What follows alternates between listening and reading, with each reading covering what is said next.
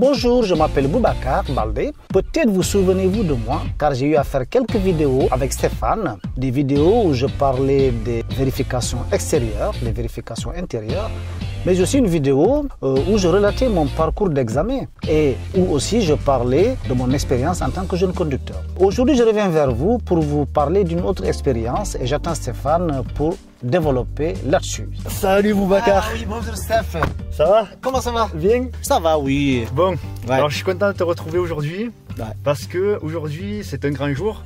Oui. Tu es plus jeune conducteur. Ah mais oui, ça oui. Là maintenant, je suis plus jeune conducteur. Je peux même dire que je suis conducteur confirmé, comme on peut le dire maintenant. Donc tu as passé les 3 ans. J'ai passé les 3 ans et pour moi c'est moins stressant. C'est moins stressant par rapport à cette période. Je me disais est-ce qu'elle allait finir parce que voilà, ça va très très vite sur tous les points. Donc c'est pour ça. Allez, maintenant je vais voir comment tu conduis. Ah, bonne idée alors. En période probatoire, c'est là qu'on commence vraiment à apprendre à conduire parce qu'à l'auto-école on nous apprend les bases. Mais là où on apprend vraiment à conduire, c'est quand on est tout seul sur la route. Donc tu as passé cette période-là où tu t'es déjà fait une bonne expérience. Voilà, c'est vrai que c'est là que j'ai vraiment découvert la conduite. Hein. Et puis voilà, ce qui est bien, c'est que je pouvais à tout moment me dire, allez, je vais là. Quand je fais rien, alors que j'avais même pas prévu, cette année par exemple, le 17 juillet, je voulais aller boire un coup, il faisait chaud, j'ai dit, allez, je vais à la plage. Bon, voilà, vous voyez, comme ça, j'ai même pas mis ça dans ma tête, je suis allé. La liberté. La liberté, et puis j'ai eu le plaisir de découvrir de beaux paysages, je choisis l'itinéraire que je veux. C'est-à-dire que le paysage était tellement beau, c'est comme si les routes m'invitaient à me détendre. Non, mais c'était impressionnant. Non, c'est bien, ce permis, c'est bien de l'avoir. Moi, pour moi, c'est que du bénéfice. Et tu as perdu des points? Non, j'ai pas perdu de points, mais c'est vrai que c'est stressant parce que 6 points ou 8 points ou 10 points, ça va très très vite. D'accord, donc... Ça va très vite. Donc du coup, voilà, je veux dire que ça, c'était un stress aussi. D'accord. Bon, alors moi j'ai quelques questions à te poser. Quand tu étais jeune conducteur, au début, quand tu as conduit, est-ce que tu avais peur sur la route? Parce que j'ai beaucoup de messages de jeunes conducteurs justement qui ont peur de prendre leur voiture. Alors toi, comment ça s'est passé pour toi? Bon, c'est vrai que quand on est jeune conducteur, moi, franchement, au début, la première fois que je devais conduire tout seul, surtout la première fois, c'était un peu stressant. Je me disais que j'allais être seul, j'allais conduire. En cas de problème, je serais seul, qu'est-ce que je vais faire? Mais après, bon, ça, ce n'est que provisoire. La première journée ou 2 jours après, bon, ça va tout seul, ça va de soi. Mais c'est vrai que j'ai une copine qui a le permis bien avant moi. Et je l'ai eu 1 an après elle, mais jusqu'à présent, elle a du mal à conduire. C'est moi-même qui l'aide maintenant à conduire. Elle a le permis, mais elle a peur. C'est moi qui l'aide à conduire. Voilà, c'est stressant au début. Pour certains, après, il y en a que... Moi, c'était juste un tout petit peu le premier jour, mais après, c'est... À toi, ça a été qu'une journée. Après, c'est une journée, après, j'ai dit, j'ai pris du plaisir. Je me dis, oulala, il faut que je conduise tout le temps. Alors, voilà, après, j'ai stressé moins. Est-ce que tu as déjà failli avoir un accident? Oui, c'est vrai qu'une fois quand même, à un rond-point, j'avais beaucoup flippé quand même. Parce que, oui, je me suis engagé, il y avait un camion, gros camion derrière. J'avais pas forcément calculé ou vu, mais voilà, j'étais à gauche, mais quand il a klaxonné, j'ai vu qu'il a failli me rentrer dedans. Alors, tu arrivais sur le giratoire, tu étais dans la voie de gauche. J'étais sur la voie de gauche, oui. Et le camion, il arrivait sur ta droite, c'est ça? Sur ma droite. Et comme c'était un peu étroit et il fallait, je n'accélérais pas forcément, et du coup, quand il a klaxonné, j'ai dit, c'est pas, mais pour moi, c'était vraiment fini, hein, franchement. Mais là, après, j'ai dû accélérer pour me sauver, donc ça, c'était vraiment... Ah, ça, j'ai vraiment flippé ce jour-là. Ça, c'est important ce que tu dis, parce que ça, c'est un grand classique en fait. On arrive sur les gros giratoires, là où il y a des gros camions, donc ils sont sur la voie de droite. Seulement sur la voie de droite, ils prennent beaucoup de place. Et si nous, dans la voie de gauche, on tourne en coupant un petit peu, on ne l'a pas vu arriver, on se retrouve un peu entre deux feux, tu vois. C'était exactement comme ça. Ah, franchement, ce jour-là, voilà. Quand j'ai échappé, j'ai dit, ah, mais voilà, je vis encore. Ah non, mais c'est flippant. Hein. On apprend de ses erreurs. On apprend de ses erreurs, je fais attention. Mais aussi, en tant que jeune conducteur que j'étais, mais c'était un peu compliqué pour moi, c'était toujours les giratoires, les ronds-points qui, parfois, il y avait tellement de sorties. Parfois, je ratais la bonne sortie et du coup, voilà, j'étais pas habitué et ça me faisait un grand détour et on perdait du temps pour le boulot, c'était compliqué. Voilà. C'est une source de stress de se perdre un petit peu. Voilà, mais c'est moins grave que le camion qui a fait me rentrer dedans quand même. Tu l'as échappé belle. J'ai échappé, franchement, voilà. Donc, voilà. C'est pour ça, en voiture, il faut toujours faire attention. Il faut toujours faire attention. Voilà. Tu as toujours gardé le bon état d'esprit, toi, je te connais. Le bon état d'esprit, toujours, oui. Franchement, oui. On peut dire, voilà, parce que parfois, je me représente un examen comme ça. Je conduis, je dis, allez, je vais essayer de faire 10 minutes de... Oui. Je fais comme si, une bonne vingtaine de minutes, je vais là, à un endroit, je respecte tout, la limitation, les trucs, je tiens le volant comme il faut, le jour du permis, voilà, je fais ça de temps en temps. Tu te recadres en fait, tu te recadres à chaque fois. Comme je ne suis plus jeune conducteur, je continue à le refaire, oui, je continue à le refaire, et c'est bien, franchement, ce qu'on apprend à l'école, c'est très bien, franchement, parce que parfois, c'est vrai, on dit quand on a le permis, tout est permis, et du coup, on perd les bonnes habitudes, ce qu'il faut faire, et parfois ça peut être dangereux. Après, voilà, c'est vrai que le volant, je ne le tiens pas forcément toujours comme il le faut avec les chevauchements, mais bon, voilà. Mais c'est vrai que c'est toujours bien d'appliquer les règles. Tu te remets quand même toujours en question. Et tu te rappelles, de quoi tu te rappelles le plus d'ailleurs de tes leçons en auto-école? Il y a quelque chose qui t'a plus marqué? Ah oui, c'est surtout, et ça m'a toujours été bénéfique, les contrôles, parce que tu me disais tout le temps, il faut faire attention, intérieur, extérieur, et parce que ça, si on le fait pas, c'est vrai que, et l'angle mort, comme on le dit, c'est la zone de non-visibilité à partir du poste de conduire, et ça, c'est une bonne définition, parce que c'est vrai que si on fait pas attention, on peut avoir affaire à des voitures, à des piétons, à des vélos surtout, mais les motos, mais franchement, l'angle mort, c'est très et d'ailleurs, le camion que t'as pas vu, il était peut-être dans ton angle mort, non? Voilà. Peut-être. Voilà, c'est exactement ça. Le camion était à l'angle mort et vous savez parfois, c'est pour ça il faut toujours faire attention. Les contrôles, il faut pas jouer avec. Surtout les contrôles, ça il faut pas. Voilà. Les yeux, c'est la vie. Ah oui, les yeux, c'est la vie. Oui, c'est moins grave de tenir le volant avec une main. Oui, même ça, il faut pas le faire. Mais les contrôles, il faut même pas jouer avec. Et maintenant, du coup, ça t'aide pour ton travail. Tu bosses dans quoi, toi, maintenant, Boubacar? Moi, je donne des cours à domicile. Je suis professeur à domicile. J'ai une société j'ai ouvert une société avec quelques salariés. Mais c'est vrai que si j'avais pas le permis, c'était pas possible.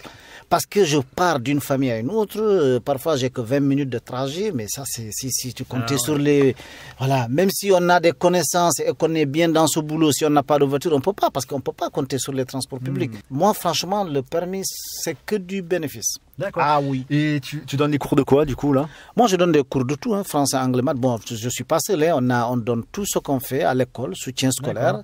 C'est soutien scolaire et cours particuliers à domicile souvent. Après, on a un local pour ceux qui aiment les cours en groupe, mais c'est souvent à domicile et ce qui fait que la voiture, c'est très important pour moi et pour tous ceux qui travaillent pour moi. Et donc, s'il y a quelqu'un qui regarde cette vidéo et qui a envie de prendre des cours avec toi dans le coin, comment il peut te contacter? Ah, mais ça, c'est une très bonne idée. Il peut vous contacter avec mon mail, boubabald@hotmail.com. Donc, avec cette adresse-là, vous m'envoyez un mail et on essaie de vous contacter le plus rapidement possible et puis on commence les cours. Et la bonne nouvelle dans tout ça, c'est que, il faut dire les bonnes nouvelles aussi. Les familles, automatiquement, du moment qu'ils prennent des cours avec nous, l'État leur rend la moitié de ce qu'elle verse. Ce qui fait que, comme on a l'agrément, c'est une société agréée et c'est déjà en plus par rapport à d'autres qui n'ont pas cet agrément-là. Donc d'accord. Ça, c'est très bien. Ça, c'est génial. Donc ça, c'est la première bonne nouvelle. La deuxième bonne nouvelle, c'est que effectivement, j'ai eu 100% de brevets réussite et 100% au baccalauréat. Et pourquoi ça ne m'étonne pas? L'année dernière, on a eu 100% et c'est très bien, Je suis content. Rien que ça, parce que quand on suit les élèves aussi, moi, mon premier salaire, c'est le résultat des élèves. C'est comme je le dis tout le temps, franchement. Allez, un conseil maintenant pour tous qui nous regardent, pour les apprentis conducteurs, ceux qui sont encore en formation. Tu as quelque chose de particulier à... Oui, moi, comme je le dis tout le temps, il faut jamais se décourager. Le permis, il faut tout faire pour l'avoir. Quand on n'est pas prêt, ne le faites pas. C'est vrai, ne le passez pas, ça ne sert à rien. Mais il faut vraiment y aller à fond. Il ne faut pas se décourager. Il faut faire des heures si on n'est pas prêt. Et quand on le valide, c'est toujours bien. Voilà, comme je le disais tout le temps, avec Nietzsche, ma plus grande gloire n'est pas de ne jamais tomber, mais plutôt de me relever à chaque fois que je tombe. C'est pas parce qu'on l'a pas qu'on ne revient pas.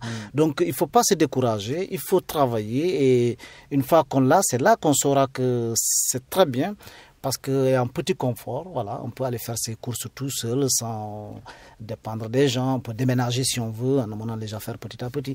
C'est que des bénéfices. Et pour le boulot surtout, franchement, c'est surtout pour ça. Donc jamais lâcher l'affaire, même si on a un peu des problèmes, même si on galère un petit peu, pas se décourager, implication, motivation, c'est ce qu'on dit tout le temps nous aussi. Voilà. Et donc on finit toujours par y arriver, quoi. Ah, j'ai quelque chose encore à te demander, c'est par rapport à ton bouquin. Ouais. Ce livre, on peut toujours se le procurer ou pas?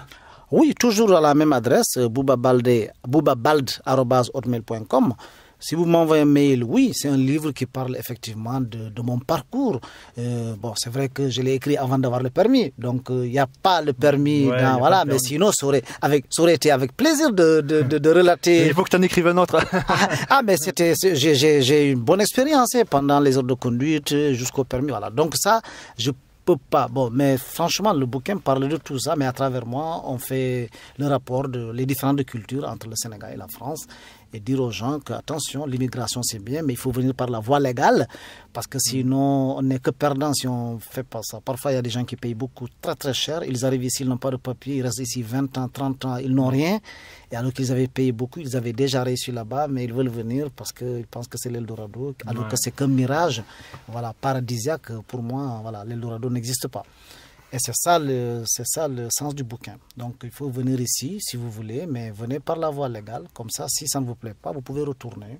Sinon, c'est compliqué. Comment il s'appelle déjà ton livre? Sénégal-France, regard croisé. Ça marche. Eh bien écoute, Boubacar, c'était un plaisir de te revoir. Allez, mais merci beaucoup aussi. À bientôt, Steph. Allez, maintenant, je vais voir comment tu conduis. Ah, bonne idée alors. Allez, vas-y. Je vais te prouver que je suis plus apprenti. Clignot. Allez. Ça me rappelle des souvenirs. Ah, c'est bien, oui, je me rappelle, franchement. Tu vois que ça a beaucoup changé quand même. Ah oui, disons qu'on te sent beaucoup plus à l'aise. Ah, ben oui, heureusement. Et puis moi, j'ai pas de double commande. Non, on n'a pas besoin de double commande. Non, pas besoin. Pour un conducteur assermenté comme moi, confirmé. Ah, mais tu vois, tout ça, c'est ton boulot, hein. C'est grâce à toi.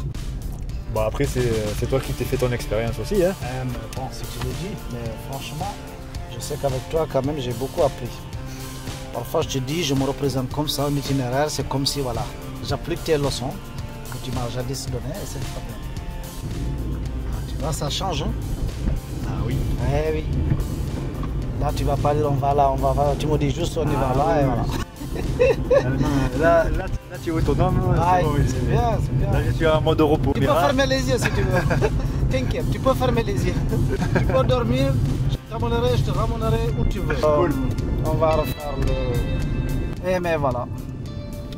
On va remonter ce fameux pont. Et voilà. Celui-là, c'est un pont qui est un petit peu compliqué en examen. Ah oui? Ouais, parce qu'il y a beaucoup de voies comme ça. Oui, c'est vrai, on ne sait pas où... Oui, c'est vrai que parfois, c'est comme je disais, au début, j'avais tout le temps des problèmes. Parce que s'il y a trop de voies, j'ai peur de ne pas prendre la bonne, surtout au niveau des giratoires, comme je te disais. Hein. Et je ne savais plus quelle sortie prendre et parfois, je perdais beaucoup de temps. Et ça, c'est vraiment les premiers mois d'apprentissage. Après, bon, ça va de soi. Voilà. Ah, mais tu vois, les mauvaises habitudes, je tiens le volant avec une main, c'est pas bien. Je t'avoue que j'ai regardé un petit peu comment tu faisais. Je sais qu'on va pas en faire une amende avec une main au volant. Non, c'est sûr, pour ça, il n'y aura pas d'amende. Mais bon, mais après, c'est une question de sécurité. Oui. Conduire d'une main. Ça va. Voilà, on a toujours moins de réflexes si jamais il faut intervenir d'un coup. Ça va. Allez, écoute, on va aller à droite. Ah là, pardon. Voilà. Mais tu as bien corrigé le tir parce que je t'ai vu au moment où tu as freiné parce que tu t'es trompé de direction, tu as bien regardé dans le rétro. C'est parce que je suis plus apprenti. Ouais, je sais. Mais j'ai du mal à m'y faire encore, tu vois.